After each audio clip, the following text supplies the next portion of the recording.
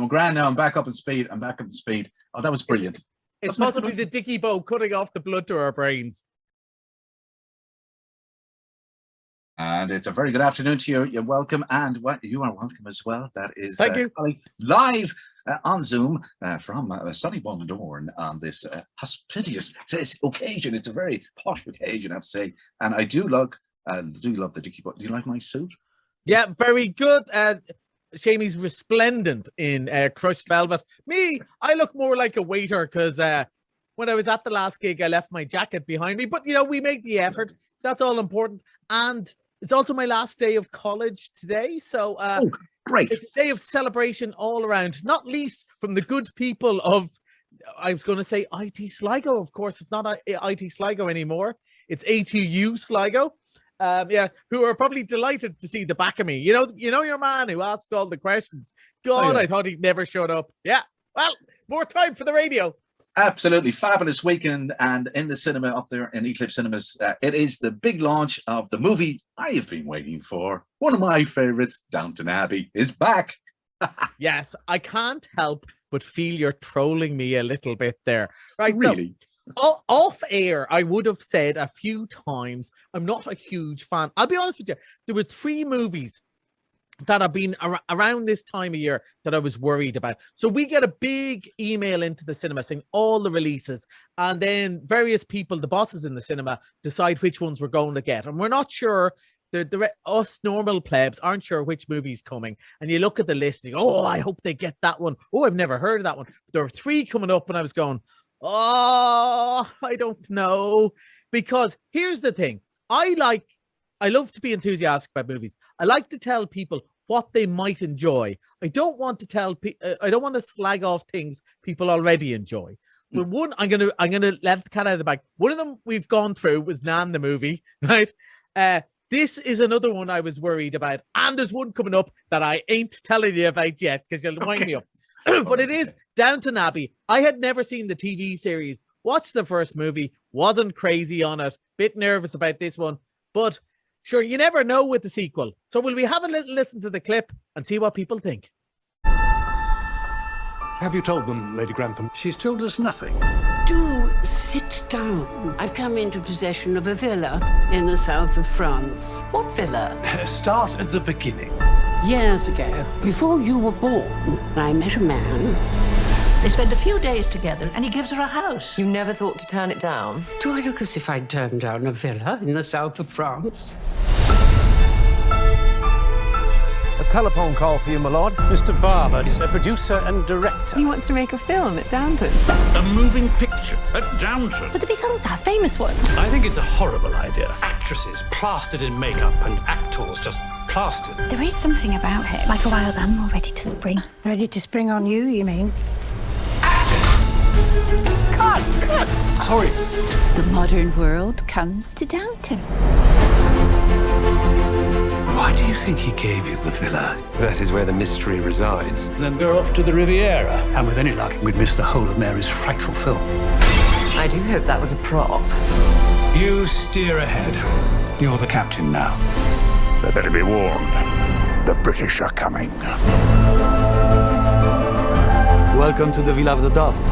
It's a beautiful place. How happy you must be. Oh, my goodness. Who is she? The Lady Grantham I first went to work for. Granny. Why did you invite us here?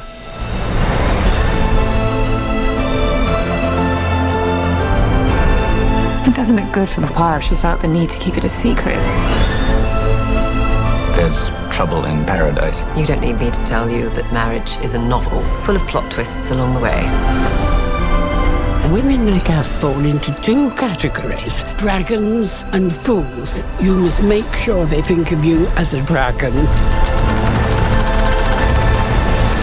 But with that, I will say goodnight and leave you to discuss my mysterious past. It seems the public only want films that talk. I should have thought the best thing about films is that you can't hear them. Be even better if you couldn't see them either. And wait, and mysterious things happening. Oh, there's all sorts of drama there. So I look, there's the clip. There's people in the car. going, oh, great, I can't wait, Downton's back again. And there's other people rolling their eyes going, oh, those posh gits again, is it? So here's the thing about it, though. I went to watch the first one, and I'm not a radical person, to say the least. But suddenly I turned into James Connolly, and I just wanted to go out and sing the Internationale and go on a rebellion, right? But I was a bit worried about this one, and I sat down, and I haven't watched the end of it, but I have to say, for me, I thought it was a big improvement. I thought there was just a bit of humor there that I think you hear in that clip, and they're poking a wee bit of fun at themselves because, of course, they're all scandalized that there's actors and actresses coming plastered in makeup, and of course, it's all actors and actresses saying this. So there's a little bit of tongue in cheek, and there's a few more little, I think, winks to the camera without ruining why people love Downton in the first place, because it's beautiful looking. Like, it's all sweeping camera up the driveway. You know, nobody just arrives at Downton. You see the car going up the driveway and the sweeping camera over the house, and all the maids are outside and all that sort of stuff. And it's the same. So there's two kind of storylines here.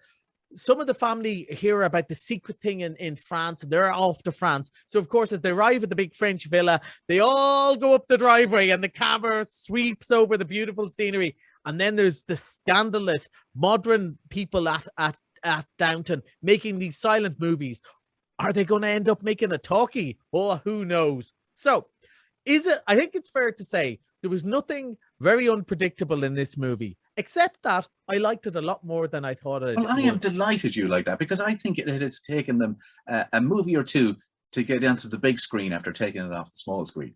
I think that takes and I think time. Some of the charm may have, I'm sure it was there for people who already knew the characters, but if you were coming in parachuted straight in, I think, to the first movie, all I could remember is that, like, the snootiness and not really the warmth, because they didn't know these characters, and there's a lot of tugging of the forelock, and it just it gets under my skin.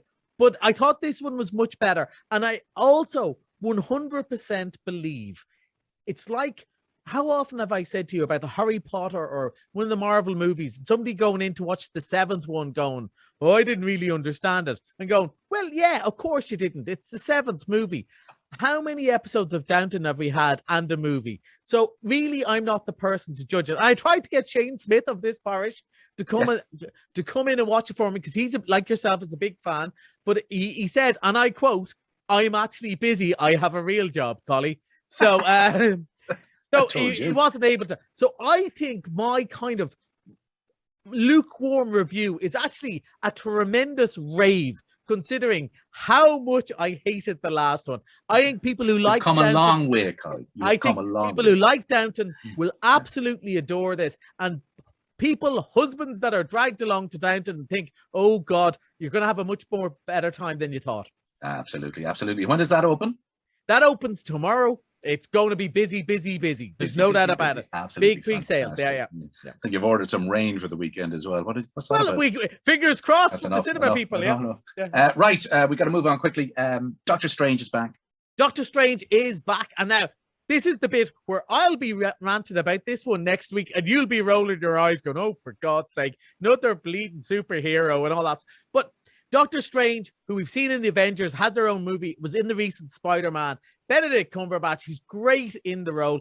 Now, we're going to be talking about this one next week, and we're going to review it next week, but it actually opens on Thursday morning. So I think people would like to know that. It's going to be a big Marvel blockbuster just in time, to get that market in, and people are going to love it, but we're going to talk about it loads next week, so I won't go on about it too much. Just remember, it's open on Thursday. Yeah, missed it Monday. We got about 60 seconds. Missed it Monday.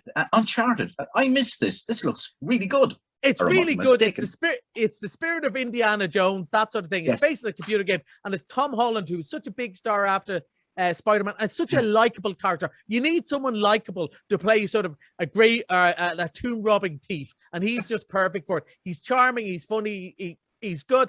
Even Mark Wahlberg, who I'm not a big fan of, is in it, and I liked him because he's standing beside Tom Holland. So it's good all around. Bank holiday Monday, 450. You can't go wrong, Seamus. You just can't go wrong. Absolutely. I think I'll put that in my diary. 450 for Monday. I think I'll be up for that one. I can't believe I missed that, Philip. But anyway. Oh yeah, look, right up your street. But even more so, Operation Mincemeat. It's about to go out of the cinemas. You love it. It's going to be streaming soon, Jamie. You're going to love it. Absolutely, watch it. Okay, love it. Thanks a million. Thanks for dressing up, and don't forget to tune in and watch our video, folks. And, I was dressed like this anyway. I know you do. Okay, that's Collie in the movies. Till next Thursday. Have a good week at Bye. the movies.